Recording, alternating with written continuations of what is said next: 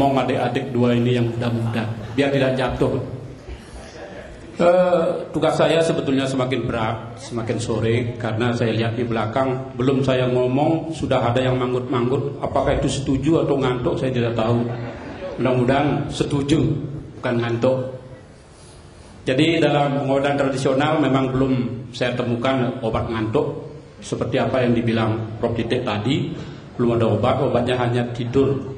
Jadi orang ngantuk harus tidur, tapi orang tidur jangan karena tidak ngantuk, nanti malah bahaya, tidur-tiduran, ditiduri, meniduri dan lain-lainnya. Kata orang tua bahaya. Tuh. Jadi makalah saya tentang kecantikan dan pengobatan penyakit reproduksi dalam naskah Rukmini Tattwa. Nah, naskah yang berisi pengobatan tradisional di Bali jumlahnya ratusan bahkan ribuan. Banyak yang belum diteliti, belum tahu isinya. Satu hal yang menarik bagi saya, itu naskah ini adalah sangat unik karena dari segi bentuk narasi bercerita, ada tokoh. Kemudian dari segi isi, biasanya naskah pengobatan tradisional di Bali disebut dengan naskah usada. Itu isinya ya pengobatan. Tetapi ini naskahnya beda, sampai pengobatan juga berisi tentang perawatan.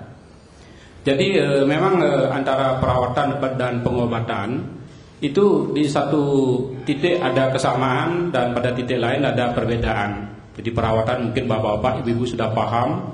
Perawatan itu adalah merawat belum sakit, tetapi ada juga setelah sakit kemudian baru dirawat. Ibu-ibu dan bapak-bapak, masalah kecantikan dan kesehatan itu menjadi tujuan hidup masyarakat yang modern seperti sekarang. Itu sudah kita tahu semua. Malah bukan hanya para ibu-ibu atau wanita yang mengejar kecantikan dengan jalan ke salon, bapak-bapak pun ikut-ikutan. Jadi kalau tidak ikut diajak sama ibunya ke salon, nanti ibunya marah. Mungkin kalau sama-sama ke salon, sama punya pipi halus, kan lain rasanya, nggak kasar seperti amplas. Barangkali seperti itu. Nah, dalam naskah yang saya kaji ini, itu tentang kecantikan. Nah, kecantikan itu sangat penting di dalam kehidupan rumah tangga, karena kecantikan pun nanti akan memicu masalah yang sangat besar, walaupun kelihatannya sepele. Jadi umpamanya kalau ibu-ibu merasa diri kurang cantik, sudah mulai secara psikologis berpikir jangan-jangan nanti dicarikan ibu yang lebih cantik dan lain-lain, sehingga berlomba-lomba lah mempercantik diri, walaupun dengan biaya yang sangat tinggi. Realitasnya seperti itu. Tetapi harapan kita bersama tentu kita punya naskah tradisional yang memuat tentang bagaimana mempercantik diri, tetapi itu belum difungsikan. Jadi antara desain dan desolannya itu tidak nyambung, tidak connect. Nah, mudah-mudahan dengan penjelasan saya sebentar ini akan menjadi lebih jelas dan kita bisa bersama-sama memanfaatkan ramuan-ramuan tradisional seperti yang diatur di dalam naskah Rukmini Tattwa.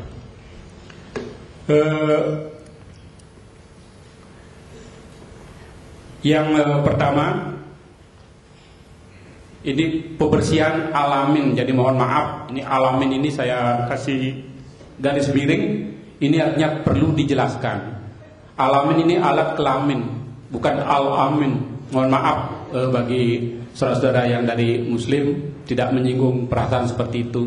Untuk menyingkat, jadi alamin itu alat kelamin. Pembersihan alat kelamin khusus untuk ibu-ibu atau putri ini sangat penting, karena penyakit kelamin itu seperti yang dirasakan oleh para ibu-ibu atau wanita, seperti mengeluarkan cairan yang agak berbau dan lain-lainnya. Ini akan mengurangi kesenangan atau kenikmatan bagi bapak-bapak atau suami ibu-ibu. Jadi bukan pacar, saudara-saudara putri-putri itu tidak boleh ya. Saya yakin para pengunjung melek semua. Itu. Nah, di dalam Rukmini Tattwa ada ramuan, itu bisa dibaca di makalah ramuannya ada, tapi di slide tidak saya tampilkan karena bait atau mungkin kutipannya itu memakai bahasa Jawa kuna dan campur bahasa Bali, kemudian ada terjemahannya. Itu perlu dibersihkan. Bahkan ada ramuan agar tidak mengeluarkan cairan atau tetap bersih dan berbau harum. Gambarnya ini nanti saya salah menggambar, ada yang tersinggung. Umpamanya saya gambarnya yang begini, nanti milik saya kok tak begitu, nanti ada yang tersinggung. Jadi tidak saya tampilkan. Kemudian ada juga ramuan atau katakanlah resep ibu-ibu yang sudah punya anak putra yang merasa sudah tua, bisa dengan ramuan itu membantu nanti akan membuat alamin itu menjadi seperti gadis. Mungkin sejenis sari rapat ya, terlalu rapat susah dibuka, jadi bahaya. Jadi ada ramuan seperti itu. Tapi ibu-ibu maupun bapak-bapak jangan coba menanyakan kepada saya apakah bapak sudah mencoba, ibu bapak sudah rapat gitu, belum, karena kebetulan belum ada masalah. Tetapi saya yakin nanti kalau ada masalah penyakit seperti ini akan saya coba. Kemudian keputihan, ya keputihan ini sudah umum seperti yang saya singgung tadi, yang menyebabkan tidak enak katanya dipakai oleh para suami. Itu ada sesuatu yang tidak bagus. Kemudian kebersihan mulut, gigi untuk membuat gigi kuat, dan sakit tenggorokan hilang. Ini ada ramuan. Kenapa mulut menjadi penting? Karena di dalam rumah tangga atau hubungan suami istri, mulut itu di samping dipakai untuk mengeluarkan kata-kata mesra, juga dipakai alat untuk menciptakan suasana hubungan suami istri semakin intim. Tetapi kalau kebersihan mulut tidak dijaga, ini akan para bapak-bapak mungkin agak menjauh atau kurang sedap lah, katanya, saya belum bercoba. Jadi itu perlu ada ramuan sesuai dengan isi naskah Rukmini Tatwa, dan ramuan itu sekaligus bisa menghilangkan sakit gigi, kemudian sakit tenggorokan bisa hilang dengan ramuan itu. Kemudian bedak untuk menghaluskan wajah sehingga wajah berseri-seri seperti bulan purnama. Saya tidak pernah melihat bulan purnama apa bulannya itu betul-betul halus, tapi itu kata-kata sastra ya, kata-kata sastra. Makanya ini narasi memang kata-katanya seperti itu, ada unsur sastranya. Nah ini kan ibu-ibu mungkin sudah sadar, sering ke salon atau membeli bedak yang mahal-mahal, tujuannya hanya untuk menghaluskan muka. Setelah buka halus, jelas para bapak-bapak, suami-suami tidak akan berpaling. Nah itu kalau ibu-ibu punya uang bagi yang berduit. Tetapi kalau saudara kita yang tidak berduit, yang tinggal di desa, berarti selama ini mukanya seperti amplas, kan begitu. Nah sekarang dengan adanya ungkapan dari kajian dari Rukmini Tatwa, tidak usah khawatir. Mari kita bersama-sama cari bahan-bahannya yang ada di Rukmini Tatwa, kita coba. Mudah-mudahan seluruh putri dan ibu-ibu di Nusantara akan jadi halus mukanya. Kemudian menghilangkan jerawat, keriput, kemudian kulit kaku dan lain-lain juga ada ramuannya.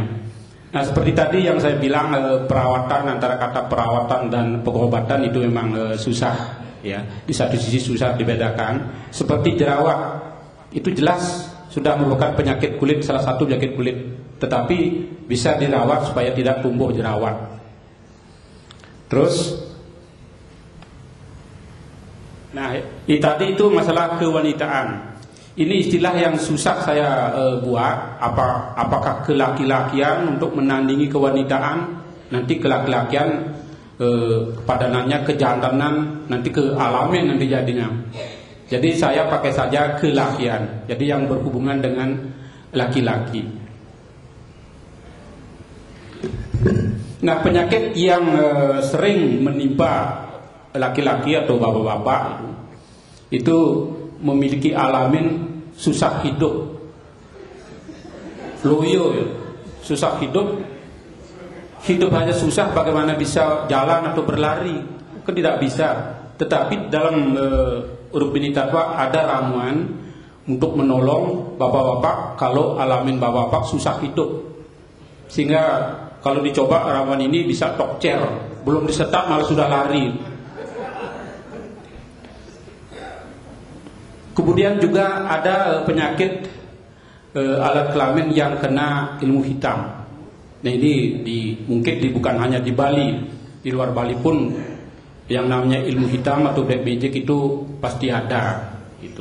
Kadang-kadang ada dukun jahil ya, itu alat kelaminnya dikenai penyakit supaya tidak bisa berfungsi atau bangun atau hidup, entah apa latar belakangnya, mungkin punya anak gadis dimainin kemudian ditinggal setelah diajak tidur umpamanya, jadi orang tuanya jengah, dicarikanlah dukun, selamanya punya alat kelamin tidak bisa hidup.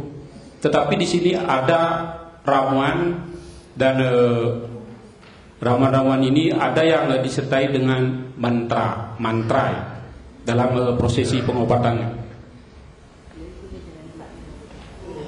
Nah ini alat kelamin yang kurang kencang, dia mau hidup tapi setengah, malah setengahnya itu menuju kematian, ini yang berbahaya. Tetapi ada ramuannya di dalam Rukmini Tatwa, silakan baca di makalah saya.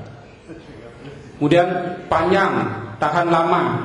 Nah ini saya tidak tahu, memang belum ada penelitian di Indonesia atau di dunia bahkan berapa senti kepanjangan alat kelamin yang bisa memuaskan istri, belum ada. Tetapi ya kadang-kadang ada yang memang menginginkan atau minder dengan alamin yang pendek, ingin panjang, buatlah atau ambillah ramuan seperti ini. Cuma hati-hati jangan nanti terlalu sering memakai ramuan, nanti terlalu panjang, nanti bisa operasi. Kemudian tahan lama, ya ini ejakulasi dini biasanya. Ini ada ramuan untuk membantu. Kemudian perbesar alat kelamin juga sama, perbesar itu. Tetapi yang perlu saya sampaikan di sini, walaupun dalam Rukmini Tatwa ada ramuan memperpanjang, kemudian memperbesar, tetapi tidak ada ramuan bisa memperkecil atau memperpendek.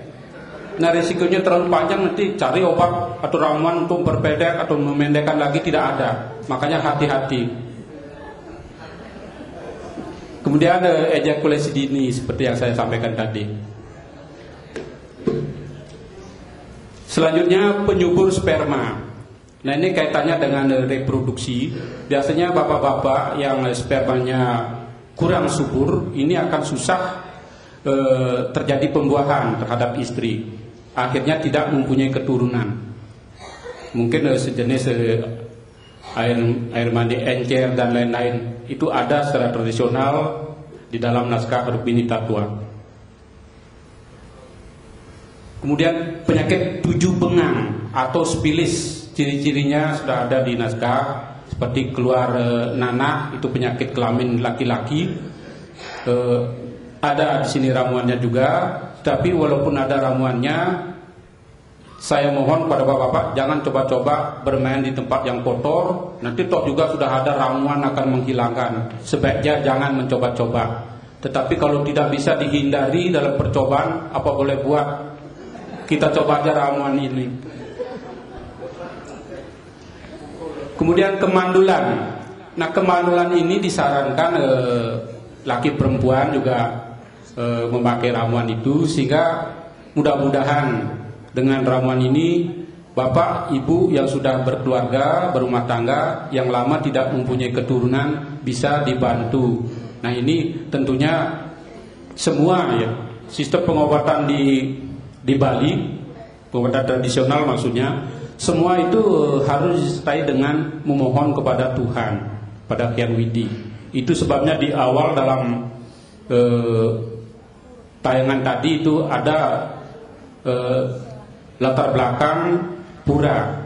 Saya katakan pura karena memang pengobatan tradisional di Bali tidak bisa lepas dari permohonan kepada Tuhan Hyang Widi. Jadi pura itu merupakan stana dari para dewa Dewa itu merupakan sinar suci dari Tuhan, sehingga para dukun yang di Bali disebut dengan Balian itu ketika mengobati pasien orang sakit pasti lebih dulu memohon kepada Tuhan. Sebab para dukun di Bali tidak ada yang mengaku dirinya itu sebagai dukun. Panggil dukun mereka tidak mau. Saya tidak tahu apa-apa. Mereka pasti akan menjawab seperti itu. Karena yang saya jalankan ini pasti atas petunjuk anugerah Tuhan. Yang mencari dukun pun pasti membawa sarana berupa sajian kecil yang disebut dengan canang sari. Itu tempat memohon juga. Jadi si pasien juga memohon, sama-sama memohon kesembuhan. Itu. Kemudian